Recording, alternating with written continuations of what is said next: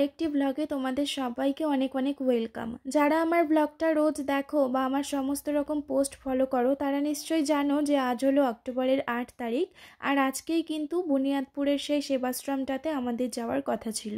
কথা মতো আমি আমার ফ্রেন্ড সার্কেলে যারা ছিল আর যারা যারা এই কাজে রয়েছে তারা প্রত্যেকে কিন্তু 9টার মধ্যে আমরা পৌঁছে গিয়েছিলাম ভারত সেবাশ্রমে। ওখানে পৌঁছে দেখছি প্রত্যেকটা বাচ্চা শান্তশিষ্টভাবে বইপত্র নিয়ে বসে গিয়েছে লেখাপড়া করতে। রনিতার সাথে আমি গেলাম, রনিতা ওদের ওখানে চলে গেল ওদের হোমওয়ার্কটা চেক করার জন্য, আর আমার যেহেতু ডিউটি ছিল রান্নাটা, তাই আমি রান্নাটা ফটাফট বসিয়ে দিয়েছি।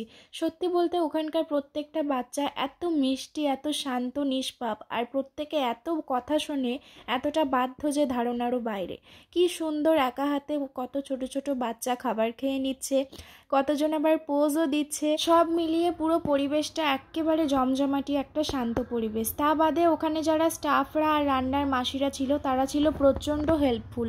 আমরা যাওয়ার আগে সবজি, সমস্ত শাকসবজি, মশলাপাতি বাটা সব কিছু ওনারা তৈরি করে রেখেছিল। আমরা গিয়ে শুধু উনুন জ্বালিয়ে রান্নাটা বসিয়েছিলাম, আর আমার সাথে যারা যারা ছিল তারাও কিন্তু রান্নাতে প্রচুর হেল্প করেছে। মোট কথা সবাই মিলে একসাথে কাজটা না করলে কিন্তু ওদের মুখে এই ছোট্ট একটু হাসিটা আমরা ফোটাতে পারতাম না। এবারে চলো তোমাদেরকে আশ্রম প্রাঙ্গণটা একটু দেখিয়ে দিই। ভেতরে কিন্তু বেশ কয়েকটা ষাঁড় মেয়েও আছে যারা অত্যন্ত শান্তশিষ্ট। এখানে বাচ্চারা স্নান করছে, নিজেদের কাপড় জামা কাচ্ছে, গরম জল করছে, আর আমরা এদিকে রান্নাবাড়ি গল্পগুজব করছি, সামান্য ওদের সাথে হাসি খেলা করছি। আর আশ্রম প্রাঙ্গণটা কিন্তু ভীষণই ভালো, পুরোটা একদম ছায়া এরিয়া, আর ভেতরে অনেক কিন্তু মূর্তি বিগ্রহ রয়েছে যেখানে প্রত্যেকটা বাচ্চা স্নান সারার পর পুজো দেয়।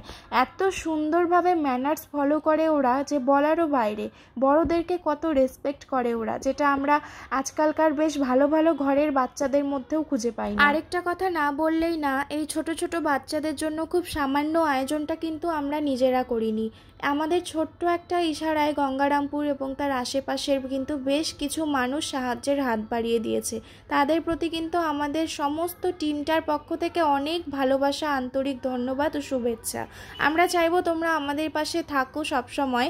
সবসময় যে আর্থিক সাহায্য দিয়ে থাকতে হবে তার কোনো মানে নেই, পাশে থেকো যাতে ওদের জন্য ভবিষ্যতে কিছু একটু হলেও করতে পারি। আমাদের এদিকে প্ল্যানের কথাটা তোমাদের সাথে শেয়ার করি। সকালবেলা আমরা যাওয়ার আগে রান্নার যারা মাসিরা থাকেন ওনারা কিন্তু মটরের ঘুগনি আর লুচি ওদের টিফিনে দিয়েছিল, যেটা আমাদেরই অ্যারেঞ্জমেন্ট ছিল, তবে রান্নাটা ওরা করেছিল।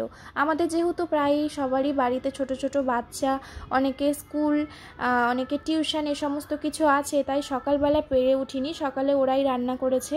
দুপুরে ছিল খিচুড়ি, সব রকম সবজি, সয়াবিন মটর দিয়ে ঘাটি, চাটনি আর রসগোল্লা। এটা আমি রান্না করেছি, আর আমার সাথে সবাই হেল্প করেছে ভীষণভাবে, আর এই হেল্পটা ছাড়া কিন্তু কিছুই পসিবল ছিল না। ওহো, তার সাথে পাঁপড় ভাজাও ছিল, যেটার কথা আমার একদমই মনে ছিল না। যাই হোক, সবাই মিলে আমরা এত তাড়াতাড়ি যে কাজটা কমপ্লিট করতে পেরেছি এটা আমাদের কাছে বিশাল বড় অ্যাচিভমেন্ট। বাচ্চাদের কিন্তু 9টার মধ্যে ব্রেকফাস্ট হয়ে গিয়েছিল, আর 12টা টাইম ছিল খাবার খাওয়ার, আর আমরা 12:10 পারফেক্ট টাইমে রান্নাটা কমপ্লিট করেছি। 12:30টার মধ্যে ওদেরকে খাবার খাইয়ে দিয়েছি।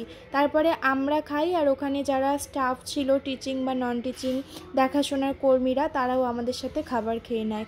সব মিলিয়ে দিনটা খুব ভালো কাটলো, আর সত্যি বলতে এত আনন্দ উপভোগ করলাম ওখানে গিয়ে, আর ওদের সাথে মিশে এতটা মন ফ্রেশ হলো যে বলার মতো না। সব মিলিয়ে কিন্তু দিনটা বেশ ভালো লাগলো।